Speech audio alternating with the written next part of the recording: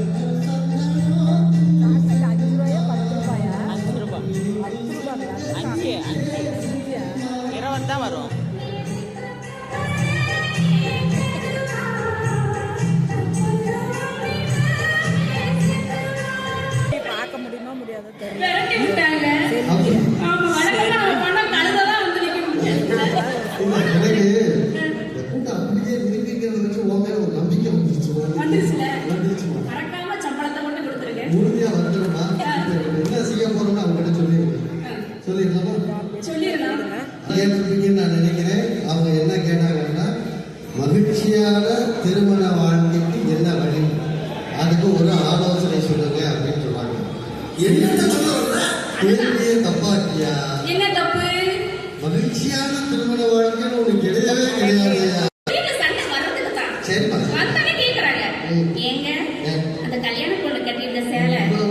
சந்தோஷமா சரி சொல்லு.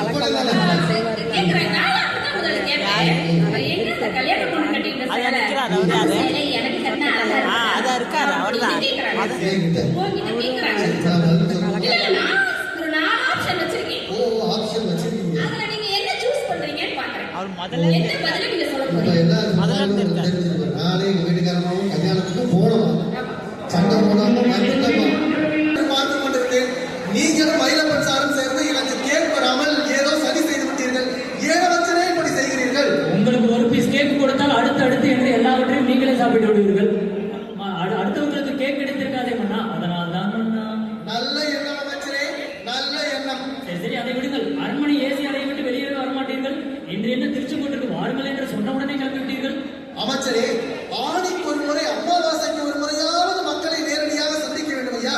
இல்லாவிட்டால் அரண்மனையை விட்டு வெளியே வருவதில்லை இந்த மன்னர் என்று நம் மீது முத்திரை குத்தி விடுவார்கள். ஓஹோ, அது மட்டுமல்ல, இன்றைக்கு என்ன நாள்? நேற்றைக்கு அடுத்த நாள், நாளைக்கு முந்தைய நாள். அமைச்சரே, ஒரு போவாக போய் கொண்டிருக்கும் போது ஏழையா எல்லாம் திடீரென்று பேசுகிறீர். ஓ, இந்த நடையில் நீங்கள் என்னை விட ஸ்கோர் செய்து கொள்ளலாம் என்று பார்க்கிறீரா? அதெல்லாம் பேசிடம் நடக்கும். நாமும் வந்து அவர்களை சந்தித்தால் தானே அவர்கள் மகிழ்வார்கள். பாருங்கள், மக்கள் எல்லாம் எவ்வளவு மகிழ்ச்சியாக இருக்கிறார்கள். ஏன் அமைச்சரே, மக்களில் ஒரு சிலர் ஓ இவர்தான் மன்னரா, இவர்தான் அமைச்சரா என்று நம்மை பற்றி பேசிக் கொண்டிருப்பார்களோ? ஆமாம் ஆமாம் மன்னா, என்னை கூட ஒரு சிலர் தனியாக அழைத்து இவர் தான் உங்கள் மன்னரா என்று கேட்டார்கள். அதேதான் அமைச்சரே, அதேதான். என்னையும் தனியாக அழைத்து சென்று இவர்தான் உங்களுடைய அமைச்சரா என்று கேட்டார்கள். என்னையும் கேட்டுவிட்டார்களா? சரி விடுங்கள் அமைச்சரே, காலையில் ஒரு அரசாணை வெளியிட்டேனே, கவனித்தீரா? மன்னா. புறப்படும் ஆர்வத்தில் கவனிக்கவில்லையே. நீரெல்லாம் ஒரு அமைச்சர். அப்படி என்ன ஆணை மன்னா? அமைச்சரே, இன்றைய நம்முடைய உதய விழா கொண்டாட்டத்தை முன்னிட்டு நம்முடைய நாட்டு மக்கள் அனைவருக்கும் விடுமுறை என்று அறிவித்து விட்டேன். இன்று விடுமுறை. ஏன்மனா, இன்று ஏற்கனவே ஞாயிற்றுக்கிழமை தான் எல்லோரும் விடுமுறையில் தான் இருக்கிறார்கள். இதில் வேறு அரசாணை வெளியிட்டாரா? ஞாயிற்றுக்கிழமையா? அதையே மறந்து விட்டீரா? ஏன்மனா, உங்கள் அறிவிப்புகள் எல்லாம் இப்படி ஆரோக்கலாரே இருக்குமா? நீரெல்லாம் ஒரு மன்னர். சரி சரி, விடுமையா. சரி மன்னா, அதை விடுங்கள். உங்களுக்கு ஒன்று தெரியுமா? எனக்கு நிறைய தெரியும் ஐயா. உங்களுக்கு என்ன தெரிய வேண்டும், அதை சொல்லுங்கள். அதிலே மன்னா, நாம் தக்குமுக்கு தர்பார் நிகழ்ச்சியை துவங்கி 6 ஆண்டுகளை வெற்றிகரமாக நிறைவு செய்து விட்டோம். ஓ, 6 ஆண்டுகளாக நம்முடைய அரசாங்கம் நடந்து கொண்டிருக்கிறதா? ஆமாம் ஆமாம் மன்னா. ஆனால் இந்த மன்னர் தான் மாறவே மாட்டேங்கிறார். அமைச்சரே, மைண்ட் வாய்ஸ் என்று நினைத்து சத்தமாக பேசிக் கொண்டிருக்கிறீர்கள் ஐயா. அவ்வளவு சத்தமாக கேட்டு விட்டது. மன்னா மன்னா, மன்னித்துக் கொள்ளுங்கள். கணக்கில் கை வைத்து விடாதீர்கள். சரி சரி, உதய விழா கொண்டாட்டம் என்பதால் உங்களை மன்னித்து விட்டேன், போங்கள். சரி, இத்தனை ஆண்டுகளாக நாம் தர்பார் அவையில் பேசுவதற்கு நமக்கு ஊக்கமும் உற்சாகமும் கொடுத்து ஆதரவு அளித்து கொண்டிருக்கும் அத்தனை